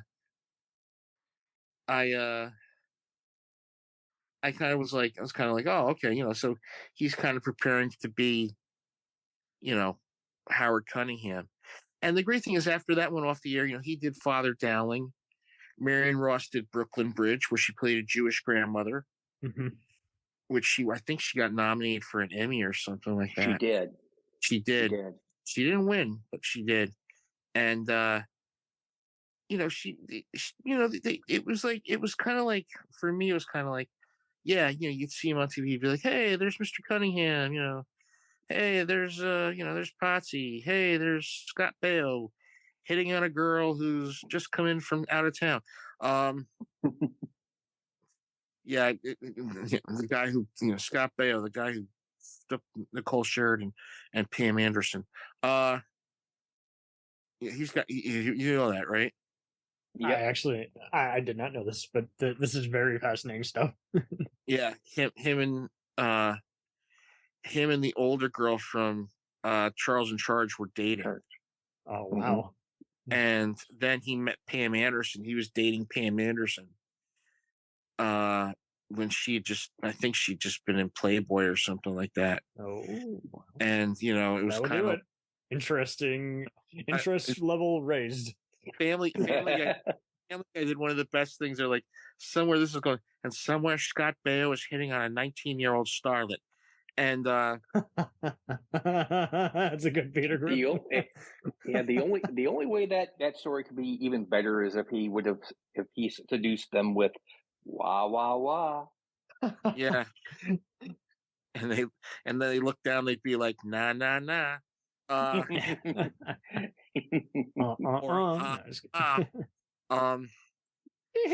yeah. But unfortunately, Ted McGinley went on to do Love Boat last couple seasons. Yes, he did. And was not. And it sank like a Titanic. And let's just say those last seasons of the Love Boat were not as good as I thought they would be. Famous last words. Sounded good on paper. But let's just say this right now. He broke the streak with Married with Children, because if everybody remembers, he did It's a Bundleful Life. He appeared as the dad Al should be, right? And Kinnison is the guardian angel. Yes. And remembers that episode? He went up and he goosed Peg Bundy. He grabbed Peg Bundy's ass, and someone's got to do it? Question mark.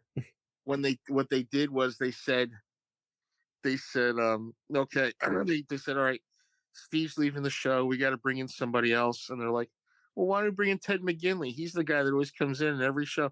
We'll be on for like one more season. Well, you know what happened? They were opposite seasons. And I remember he got introduced and everybody was cheering because they loved him, and he did Revenge of the Nerds. Yes, he did. And yes, he did. How natural, you go from being the jock, on Happy Days, and then you're on a different type of frat boy city. Yeah. And he played, he was, he did, I think he did what was that one? With Kelly Ripa, where it was like the two of, and Faith Ford. Remember that? Oh, Hope and Faith, I think. Yeah, that was Faith. He played the husband on that show. That wasn't really my thing, but it is interesting though how, in many ways, don't you kind of feel like these kids, these actors, in a way, this show kind of made them ready to be adults in a way? Yeah. And it's kind of meta, and they didn't even realize it until they were halfway through the program. It's kind of like they said, all right, here's what's going to happen. You guys are all going to start out. I think the most established one. You guys suck. No, just kidding. That would be terrible. I hope a producer didn't tell him anything messed up. Ronnie Howard was the most established one because he had done, Andy Griffith, and then he'd done American Graffiti, and then we're gonna just put people around him that fit well, and it's that case of the cast fits, the writing fits. You have that breakout star in Henry Winkler. You have you have it where everything goes, and then your two of your leads leave, but you bring in some other people. The show still carries on till a point, and then you just pull it out from underneath, and you're like, okay, we're done. See you later. Bye. And that's the thing. The Garry Marshall Happy Days thing was everything fit perfectly up to a point. And I think the thing that got me was, if you watch those last seasons of Happy Days, there wasn't a recycling of any script. There wasn't a recycling of anything done. Like sometimes they would recycle scripts on TV shows. I don't think many times. Yeah. Because so much of it was improvised with, Fonz, you do something funny, everybody else, you start the scene, and it's like they had enough to go off, but also enough to just keep the scene going to where it never felt like they were just making shit up. Yeah. And something else that I don't think we've really touched on, but I think it's vital to the show's success, is the fact that they really were a tight-knit family behind the scenes. Yeah. They had a softball team comprised of Happy Days stars, and they would go out and play softball, and they generally were fond of each other. Yeah. They became the family that we saw. Did any of them have a bad upbringing, and this was their second family, or were they all pretty clean for the most part? Erin Moran was basically a orphan. No, she was a child actress. Gotcha. And one time, I think Marion Ross said, I would never let my child do what Erin Moran is doing, because supposedly I think Erin Moran was very sort of pushed a lot by her mom. I'm sorry. And the great thing was that Marion Ross was kind of like the mom to everybody there. And Tom Bosley was like would give them advice, like, wait for the laugh to end to do your line. Yeah. Don't do this, don't do that. So, it was kind of like, Mama Bear and Papa Bear were there. And, the great thing was that, they were all, Garry Marshall, his magic was to have everybody come in one spot, and say, okay, this is our family. This is how we are. This is how we're going to be. He never, ever said, okay, you guys are on your own. Bye. See you later. Never did that. He was always involved. And the thing was, he knew the right people to pick, and the great thing about him, he had, the guest. So he really was a dad in real life, kind of. Yeah, he was. And the thing was that, he knew how to make a good cast. He learned that from the Odd Couple. He learned the two guys together. What the hell was that? That was a hiccup. That's my puppy. I'm sorry about that. It's okay. Sorry, I just hear. I'm like, what the heck? He just became a man. It's my hellhound. I'm keeping it in. I swear. I'm keeping it in. And at some point, I'm like I wish someone would write a biography about Garry Marshall, because to me, he's the guy. Like, you got Norman Lear, he breaks the boundaries of television, All in the Family, The Jeffersons, Maude, Sanford and Son. Maude, he was good on Maude. Yeah. He was Norman Lear. Well, yeah, when he created Maude, no one ever did that before. Had a woman as strong as B. Arthur on TV. Mm-hmm. But Garry Marshall, he was more of the, all right, put it together, see what happens. If it falls apart, we do it again. He didn't have anything where it was like, he kind of knew when things were going to run their course, and he kind of knew when things weren't going to run their course. And to me, he had those two shows in Happy Days and Laverne and Shirley. He had Mork and Mindy, and he had Out of the Blue, Blansky's Beauties, and Who's Minding the Kids. Those three, he's kind of like, okay, 13 weeks, you're done. We'll make another show out of it. And I said, and we forgot James L. Brooks too, with yes, Moore, Rhoda, big key sitcom writer. Mary Tyler Moore, Rhoda, Mary Tyler Moore, Rhoda, Phyllis. I keep thinking the original Ted Knight Show from the 70s, but no. Oh man, where he played the escort service. Shorts. Like a little nookie. Mm-hmm. I'm gonna say this right now. The best thing I've ever seen is in Night Shift. I'm sitting there watching it that one night, and I hear, "Pimps? You want us to be pimps? We're not gonna be pimps, Chuck. We're gonna be love brokers." I heard that, and when I heard Freddie Winker say pimps, I was like, oh my God, he's going to get so much backlash for doing this movie. And then I was like, wait a minute. No, he's not. He's an actor. He's just doing a job. And, the thing I've said is, he was working with Michael Keaton, who was, the loose cannon on the movie. He wasn't a loose cannon on the set, but, he played. He played it too well to where you were almost wondering, will he go there? You got your pros, you got your, here's okay, let's break it down. Okay, you got your pros, you got your pros, tit, that explains itself, and tushin, which is, whatever that means. And, I just think about it too. I think about it. I'm like, it's kind of like, I don't know. It's like Happy Days is just this bygone era of television where the writing, everything fell into place. Totally. Everything was like a domino effect. And then when the shows kind of split off, and he there's Mork and Mindy. Pluto has a channel committed to Happy Days. Do they?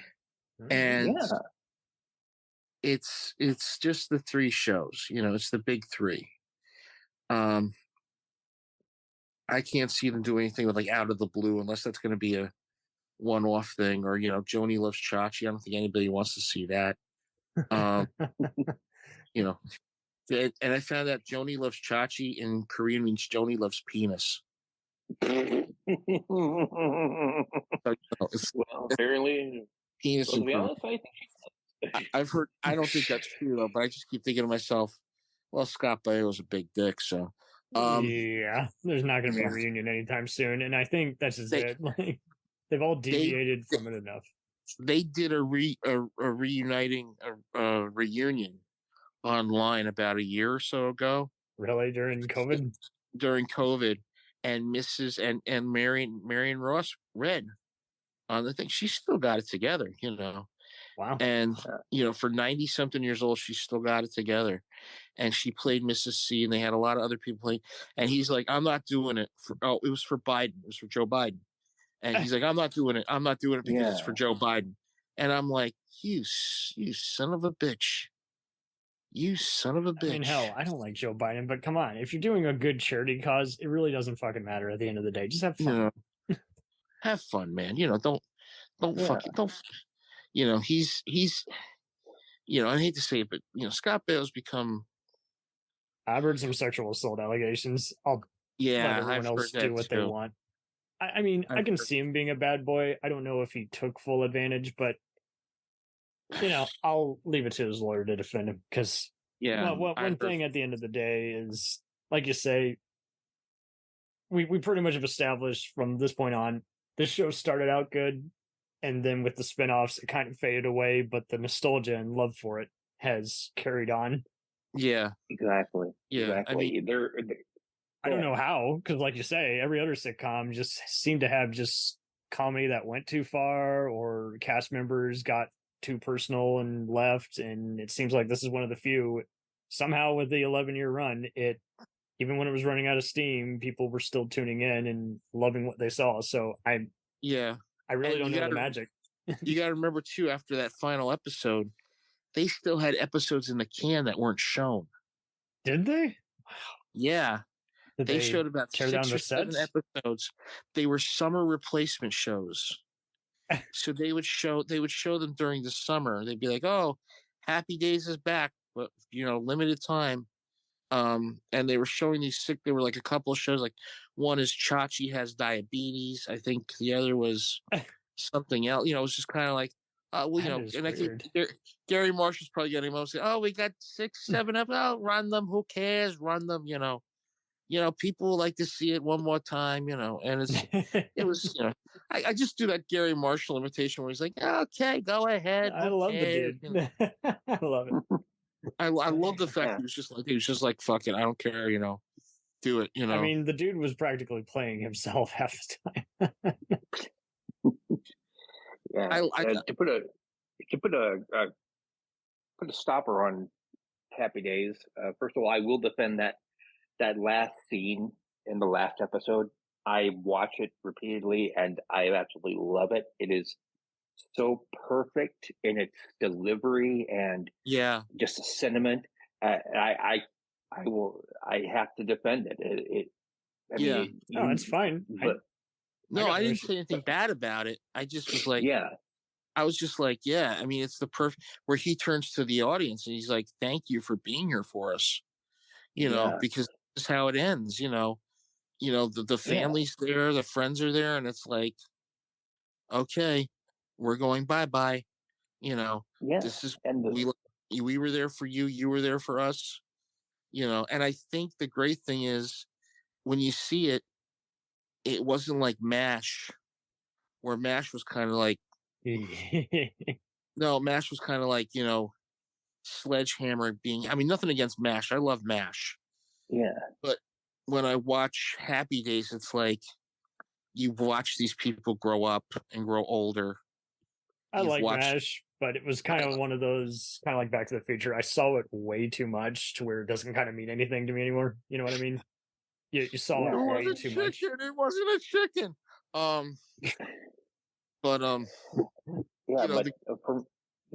For me, Happy Days encapsulate the reason why it's so beloved even today is not only does it take it back to a simpler time, but every episode, or just about every episode, was so tight. The people were on spot. This was lightning in a bottle every week. Even the bad episodes, like when they go out to the Dude Ranch, or when Sponty is jumping over the shark, those still have the elements necessary to really just remind us why it was such a popular show, why it remains such a popular show. It is some of the best television out there. Definitely go watch it. If you have some of the seasons, just go back and watch them. I mean, it almost seems like every decade there's one show that kind of encapsulates, I'm going to use a big word here, the zeitgeist of the time. Yes. Happy Days for me encapsulates the 70s so well. For the 80s, I would say it's WKRP in Cincinnati. 90s, maybe Frasier. Definitely Frasier. Oh yeah. But with every decade, there's that one show that is fixed there, but it becomes much bigger than the decade it's in. Happy Days, it is that show. Yeah. Happy Days, I would have to say Cheers. There's like a bunch of shows, like I always say, they're like the best show. Taxi, Cheers, Happy Days, Laverne and Shirley, Frasier. I've actually never encountered anyone who hates Happy Days. Like, not a single person. I've never even seen anyone online. It seems like it's the rare crowd pleaser, because everything else, I'll see people complain, "Oh, the laugh track was too forced," or the writing got sour in such and such year, or I didn't like that comedian in any other role, but yeah, I've never heard anyone say, "Oh, Happy Days isn't funny," or it didn't have any significance. The thing I've always said about Happy Days was when they also the thing that worked was when they went to the live audience. The live audience reaction was a lot better because everybody now had to time out when they were going to say something. Yes, they can improve upon it. And Tom, I got to say this. You said lightning in a bottle. It was lightning in a bottle. All in the Family was lightning in a bottle. The Jeffersons were lightning in a bottle. I'm trying to think what else. Sanford and Son. Sanford and Son, lightning in a bottle. Benson, Soap, lightning in a bottle. Yes. Laverne and Shirley, lightning in a bottle. Mork and Mindy, lightning in a bottle. There's shows that, Three's Company, lightning in a bottle. And you got to think too, when they were doing those shows, they were like thinking, okay, the Nielsen charts were always like coming out and they were thinking, okay, we're here, but we can move up to here. Cause you got to realize Happy Days was on the verge of being canceled. Like I said, after that second season, and Garry Marshall said, let's go to it. Let's bring in a live audience. Let's do this. Let's change it up. And it went up in the ratings, and then he does Laverne and Shirley. Then he does Mork and Mindy, and those three shows were kind of like, just, bam, Garry Marshall was like the man, and Happy Days is the flagship. It's always going to be the flagship of Garry Marshall's career in the 70s. I mean, the Odd Couple was different. The Odd Couple was not his baby. It was Neil Simon's baby. He just made it, he just took him and Jerry Belson took the play, and they just said, okay, let's just do Oscar and Felix, and we'll just expand it more, and it'll be funny to do, just to see everybody's reaction to it. And when they did that second season in front of the live audience, that's the great thing about it. And Garry Marshall was saying, he said something one time. He says, you put a comedy in front of a live audience and they laugh. Somebody, wasn't Garry Marshall, it was somebody else. He says, if you put a live audience with cameras and you do comedy and they laugh, you've got a winner on your hands. When you have to use a laugh track, it's like, where's you put the laugh track in, it ain't gonna work. Yeah, it's just you got to have some kind of audience, and if you want to add the laughter in afterwards, that's okay. But at least have an actual audience so that what we see visually is legit. Yeah, I have watched episodes of Carol Burnett where you can hear Harvey Korman laughing off to the side, off the audience, or Laverne and Shirley when you can hear Eddie Mecca laughing off set. Because there's some points like Lenny and Squiggy will do something, or Laverne and Shirley will do something, and they'd be laughing. You could hear Eddie Mecca laughing, And the weird thing about, but the strange thing about Happy Days was, when you think about it, it was a sitcom. It was kind of like that. The rare kind of sitcom, kind of. But it was kind of like in that Father Knows Best. No fathers are a sorry lot moments at all. Yeah. What I'm saying is that, we had sitcoms about families. You had Father Knows Best, Leave It to Beaver, Hazel, all that stuff. This was now going into what I like to call, okay, what's going to be the problem they have to go through, and we're going to have a nice tender moment and a funny moment, and that's when it gels for everybody. We got him, kid. Yeah, we got him. We got him where we want him. We got to get him in, and then we just make him laugh, and then we go, oh, okay, that's a good thing to say, Yep. And I miss Happy Days. I really do. I miss it. I miss it to where I've been watching the episodes and I've been saying, they played the shit out of it on, not even beyond TV Land, like every other My 27 or Me TV carries it, but like even then, like for the longest time, like it just, I was never really surprised to see any network carry it because it is just so damn pleasant. you can start anywhere, anytime, and you're just engaged with it, even if Ron asks the question a little too forced, or even if there's a blooper in the midst of a joke telling. It's just like, it doesn't matter because it's so polished otherwise, to where it's just like, yeah, it's special, kind of unique. Go ahead, Tom. I'm sorry. That's fine. The way I'm seeing it now in 2023 is not that different from the way I saw it when I was growing up and watching in the 70s. There was a time in our nation when we needed something to kind of alleviate all the crap that was going on and other shit. Yeah. Oil spill. We were just coming out of Vietnam. We were still having. There was war going on everywhere around the world. We had the Cold War. It was a very dark time, but Happy Days tapped into what we wanted, and I will also say that I think it also tapped into a market that transcended the typical 18 to 34 demographic. And you had kids who were watching it. You had older adults who probably lived through it watching it. You had people right in the middle who were more culturally aware, more socially aware, and they were saying, "Well, yeah, this is kind of what I would love. This is what I remember, or kind of remember." And they loved it. And then now going in 2023, we're going through dark times again, and it's like comfort food. That's the best way. It's comfort food, but it sounds legit with every sample. Food. Yeah, it's TV comfort food. That is the highest compliment you can give to any television series ever. If that's something you can pop into a DVD player, a Blu-ray player, watching on TV, watching on Netflix or whatever, anywhere, or some, and you sit there and enjoy it.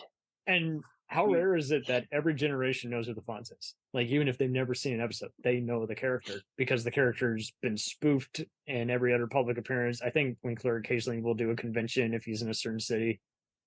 It's just an instantly recognizable character that made the just special kind of, it's a special kind of geekdom in a way. Even. Well, here's the thing. The thing I've always said about that show is that, he made an icon. Like Archie, you gotta think most of the icons we saw in this were done in the 70s. Archie Bunker, George Jefferson, the Fonz, Wonder Woman. I'm trying to think who else was a big icon in the 70s. So we had a lot of those like television icons, and the Fonz and Richie and Ralph and Potsy and the Cunninghams, and it was like they were this family that a lot of people back then didn't have a family like that. I can remember my friends, like, my parents growing up, there was a lot of marital strife. And I would always be like, oh shit, I wish I had a family like the Cunninghams, but then I'd be like, okay, well, no, this is what life is. They were the ideal family, but, Howard ran the store, the hardware store. Marion was the homemaker. And, they had the two kids. And I remember Marion getting the job at Arnold's, that one episode. Oh, yes. And she, Richie, what are you doing here? Mom, what are you doing here? And, the thing was that, we always had that cool friend who was with us, who'd help us out if we had problems. We had we had the one friend who was kind of a nerdy guy, and then you had the one guy who was the practical joker. So you always had that. That's the thing. It's what if somebody like I look at something like 90210, right? I don't know how we got there. I don't know how we got there. No. Listen, I know. Move I know. towards the light. There are 4 lights. I look at something like 90210, and that to me was not what teenage life was like. Hell no. Even the people who wrote it know it wasn't legit. They were just doing it. Happy Days, that's what teenagers' life was like. Yep. It was that bonding. It was that feeling. Not caring, I always said, like, something like when you're younger, you watch Happy Days. Then you watch Cheers. Then you watch Married with Children, which I think was a great show. Don't get me wrong. It was a great show. You know, I loved it. I still love it to this day. But the thing was back, you know, Happy Days kind of set this template for where everything, you know, you kind of felt after you watched, you were like, okay, I got to wait another week, and I'll watch it. I'll watch another episode, and we'll have a good time. That half an hour will be a removal, you know, space removal for me. Exactly. Yeah. And I'll even go a step further than that. There were plenty of family shows that led up to Happy Days. Happy Days, I think, is as close to perfecting it as we can see, because there was that element of realism to it, albeit with a live studio audience laughing at different things, but still, you could relate to the characters in ways you couldn't relate to a Wally and Beeve or the Brady kids, or going back to 90210, the 25, 30-year-old people playing teenagers. Yeah, but they also set up. But the cool thing is that they also set up the inversion of it. Yes, I don't think you could have gotten a Married with Children without a Happy Days. Yeah, that's the thing. You know, it was the thing I loved about Happy Days was that it kind of set a template for family comedies. And when Married with Children came along, granted, it wasn't the atypical family comedy, but of course at that time, you know, it was they wanted to puncture it. But the good thing was that the Bundys are still going to be one of the best families of all time, along with the Cunninghams, along with the Bunkers, along with the Jeffersons. You know, they're and the Cunninghams. They were just fun to look. You know, they were fun people. And you know, if one went through a problem, you know, the father was there or the mother was there.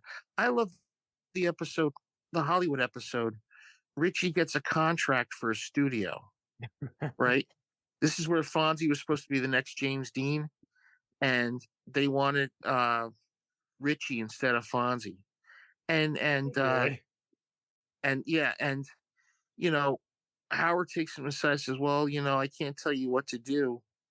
You know, your mother and I want you to go to college and, you know, do something with your life. You know, $25,000, that's a lot per year. But, you know, if I was Ozzie Nelson, I would know what to say, but I don't know what to say. You know, you make your own decision. That's a father telling his son, you do what you want to do. Right. You have your planned out. You don't have your life planned out for you, but go ahead and do it. You know, go ahead and do what you want to do. But, you know, just rarity. I'm just giving you some fatherly advice. And that's the great thing about Howard Cunningham. He'd always give that advice to somebody. You know, he'd always, you know, even if he didn't understand it, he would just say something and he'd be like, "Can somebody please tell me what's going on here?" You know, he'd but he'd be so funny. And Mrs. Cunningham would say something, "Oh, Howard, you know how, you know." Yeah. And there was just such a Leading great a Life magazine and everything. Yeah, here's the funny thing: he's reading that Life magazine. Ernie Kovacs is on the cover of Life magazine. The date is April 15th, 1958, when they moved Ernie Kovacs up the tax bracket. But yeah, I mean, that's the final word here. I think it was a great show and it was lightning in a bottle, and you're never going to see that cast ever again. You're never going to see that writing ever again. I can't even tell you why it worked. They're so close to it. You know, it's like that thing with nuclear fusion, you know. Yes. You get it and it runs perfect. Totally. You know, it never ran hot, never ran cold. You know, there were some bumps in the road. You know, unlike some shows like One Day at a Time where, you know, you had one cast contrast. Yeah. You know, basically leave because, you know, she was too busy. You know, she was basically, you know, down on her luck. Unfortunately, Mackenzie Phillips was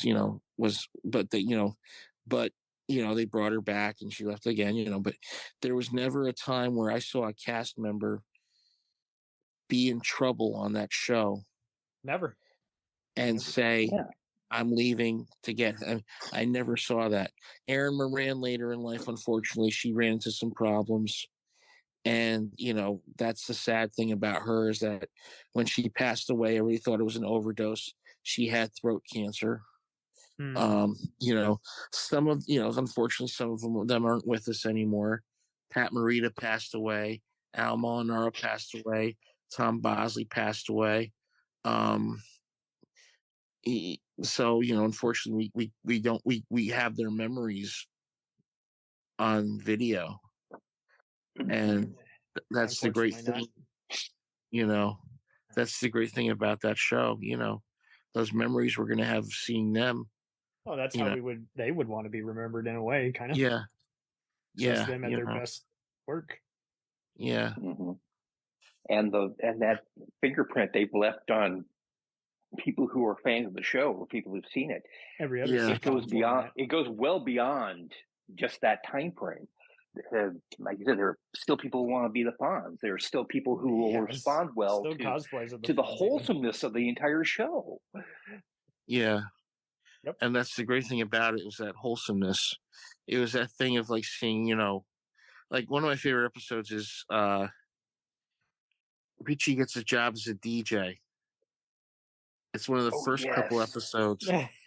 Richie the C. And the thing that cracks me up is, he's got to make this decision, because does he want a career? Does he want to be with his friends? And he decides to, chuck it to his career for being a DJ. Yep. And he fails miserably. But the great thing is Howard tells him, okay, so you didn't do well. What do you want me to do? Or there was one where Richie goes from hero to goat. And he's really brokenhearted about it. And Howard's like, look, it's just a game, It doesn't matter. Yeah. It doesn't matter in the end. You're still my son and I love you, Right. I mean, that's something you don't hear a lot today from a lot of parents. You don't hear it from many parents, but also it seems like we're kind of back into the kind of the mean-spirited comedy. And don't get me wrong, I'm not trying to be politically correct. There's all kinds of comedy we can love, but it does go back to that. It knows when to have the tender moments and the mild drama without being soapy or risking being preachy. Yeah. And if a character missteps, it is all in good fun. But yeah, it seems like I would see tender moments on, like what we said, like even a Fresh Prince or Frasier episode, but now it just seems like everybody just wants there to be a likable douchebag or idiot now. But yeah, and that's what I miss. I miss that. The thing that gets me is like, Howard Cunningham was like any father that, my dad was not like Howard Cunningham. My dad was, well, he could be, but I wanted, John Walton. I wanted, Howard Cunningham. Hell, I wanted, James Evans.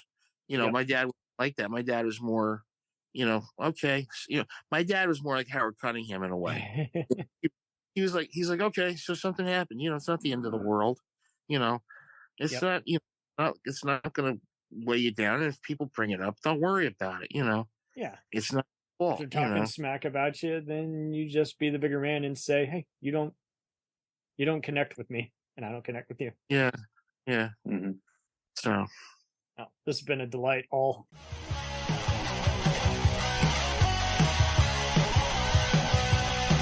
Follow us on the web on Facebook, Twitter, and Instagram. The podcast is available on Podbean, Spotify, iHeartRadio, Anchor, Apple, and anywhere else podcasts are available. Feel free to review our show and leave comments on any of those sites. Thanks a million for listening. It's a